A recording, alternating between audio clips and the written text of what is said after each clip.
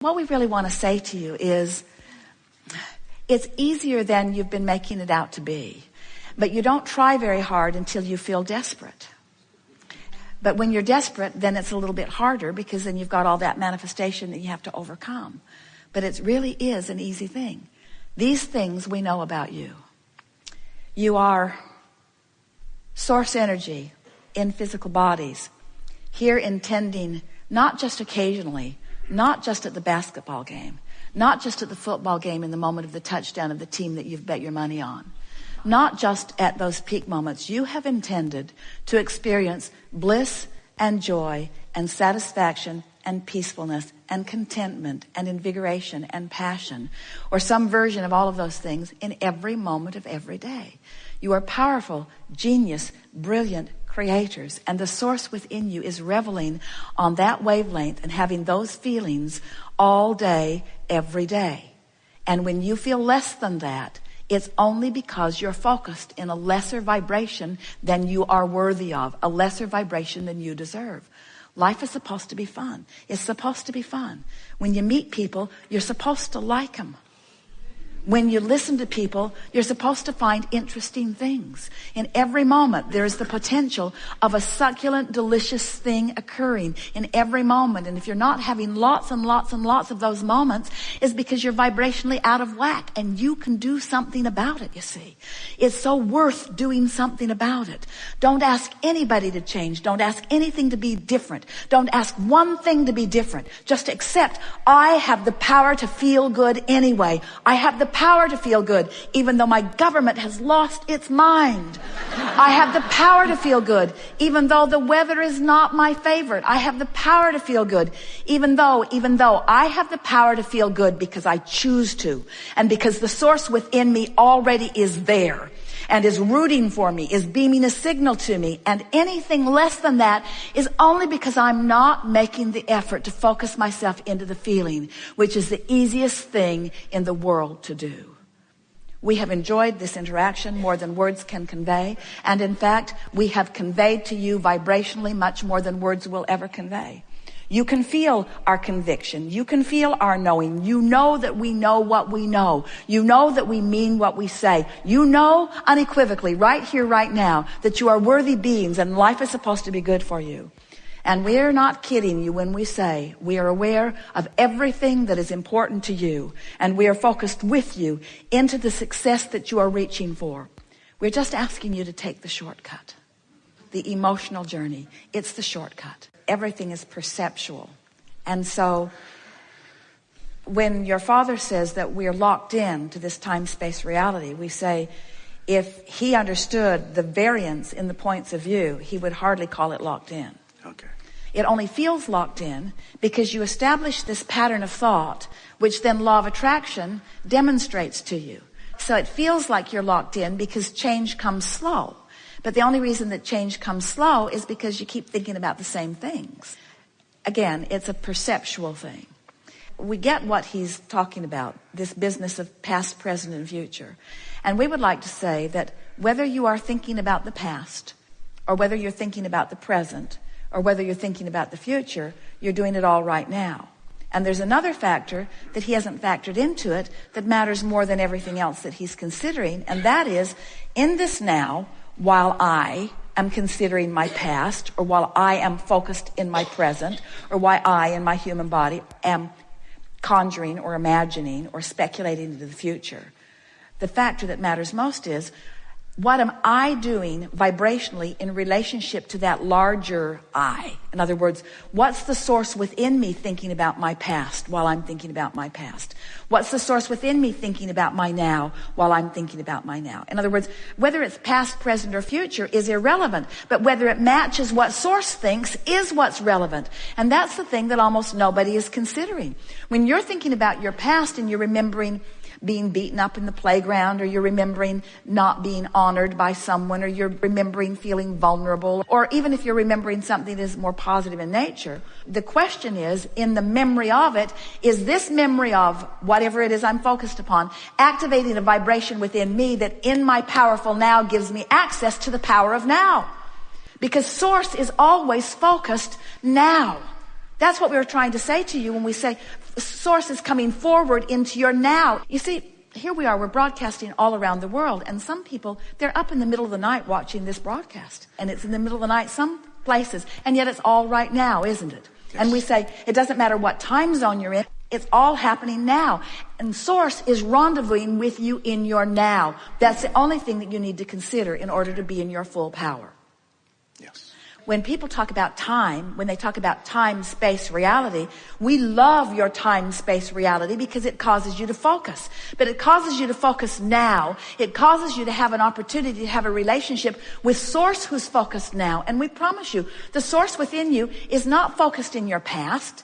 You were source energy before you came into this physical body. A part of your consciousness came forth into this personality that you know as you. As you are exploring the pros and the cons and the pluses and the minuses, and I know what I don't want and I know what I do want, you're launching these preferences, these rockets of desire, and source becomes immediate vibrationally involved in that. The source within you becomes the vibrational equivalent of every request, and that's the now that you are reaching for. Oh, we've not said that before. So let's say it again. It is your vortex now that the source within you is pulsing. And if you are pulsing anywhere short of that, then you're not in alignment with who you are. So, for example, let's say that in your 20s, something happened and you felt true disempowerment. Well, you launched a rocket of desire. You wanted to know your power. You wanted to feel your clarity. You wanted to be the equivalent of everything that you were reaching for. The non-physical part of you became all of that immediately and holds that vibrational standard. And that vibrational standard is available to you now.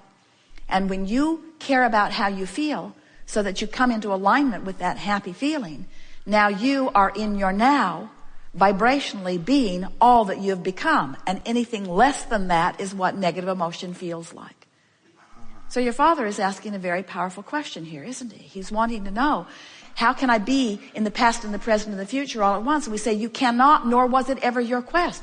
In other words, what you wanted to be was fully present in your now. And you can only do what you can do. In other words, if you're not tapped in, tuned in, turned on to the source within you, so what? You are where you are, and where you are is the beginning of the journey. So let's say you're in the middle of contrast. You're in the middle of something really not wanted, and you're launching these rockets. Well, these rockets mean that the source within you has become this weller being, or this more prosperous being, or this more clear-minded being. And if you don't forget, if you always remember that now that non-physical part of you has become it and is expressing it to you here, and in this moment you're doing your best to feel as you can feel right here and now, then isn't all of that going to come full circle into your now? And isn't your empowerment going to return? Or isn't your prosperity going to return? Doesn't it have to be once you get that into proper place? So, start again. Abraham. So there's the past, and there's the present, and there's the future. And we say, really, there's only now. In the now, you can be thinking about the past. You can be thinking about the present. You can be speculating or thinking about the future, but you're doing it all right now. And the big question is, while I'm doing any of those things now, what's my inner being doing about the thing that I'm doing right here and now? So as I'm thinking about my past and remembering getting beat up on the playground and resenting that rotten kid who beat me up that year and the next year and the next year and the next year and the next year, and I've hated him ever since. Ooh, I have so much resentment about all of that. As I'm thinking about that now, the only question worth asking is, what's my inner being thinking about that right now? Because remember, your inner being is focused where you're focused. The question is my inner being in agreement with the way I am focusing? And when I'm full of resentment, what does that tell you? What's the clue? My inner being is not in agreement with my assessment of what happened. Well, is my inner being stupid? I remember it clearly. I was there. Why is my inner being trying to make sunshine out of something that was so rotten? And we say, because your inner being knew that in that contrast you were launching rockets, and your inner being immediately became the vibrational equivalent. Your inner being took the bounce. Your inner being received the gift. Your inner being received the expansion. Your inner being lived what you intended to live through the process, and your inner being remembers it all. All right, so that's what making peace with something is. It's that even though it was something unwanted, there was value that came from it, which I have the ability to focus upon right now. So if I want to be in alignment with the source within me, and I'm going to insist on thinking about the past, then I have to find a way of thinking about the past that matches the way my inner being thinks about the past. And my inner being revels in every piece of life experience that I have lived, because it contributed to this vortex version that my inner being is now living fully. Are you with us so far? So now let's take another run at it. So everything that I lived in my past, or even in my present, is causing an expansion of me for which the source within me is joyful. So if I just keep remembering that when I'm focused upon past, present, or future, that what I'm really wanting to pay attention to is whether I'm in alignment with my source, who is focused upon past, present, and future, but focused upon it in a way that's helpful. If I care about how I feel, then I am able to come into full alignment with who I am. And that is what utilizing the power of now is. In other words, you're not really utilizing the power of now if you've got yourself pinched off from the larger part of you who is utilizing the power of right now. You get what we're talking about? You are source energy who loves. In a moment that you're not loving, whether you're not loving about something that happened in the past, or whether you're not loving about something that happened just now, or whether you're not loving about something that you're worried about, if you're not loving, then you are not allowing yourself to live as you have intended to live. And it's that deprivation that equals negative emotion every single time. So why do we call it the past? Well, because it was before now. And why do we call it the future? Well, because it's after now. But isn't it a continuum? And is there really anything other than now? Do you agree with that? Is there anything other than now? So if there isn't anything other than now, then what could we speculate? In other words, in the same way that a very intelligent person is asking a very important question about past, present, and future, which we've totally disregarded because it's utterly irrelevant. Because we're doing it all now. We're doing it all now. We're doing it all now. We're doing it all now. We're doing it all now. We're doing it all now. So past, present, and future is irrelevant. We're doing it all now. We're doing it all now. We're doing it all now. So past, present, and future is irrelevant. We're doing it all now. We're doing it all now. We're doing it all now. We're doing it all now. There it went again. We're doing it again. We're doing it now. Now.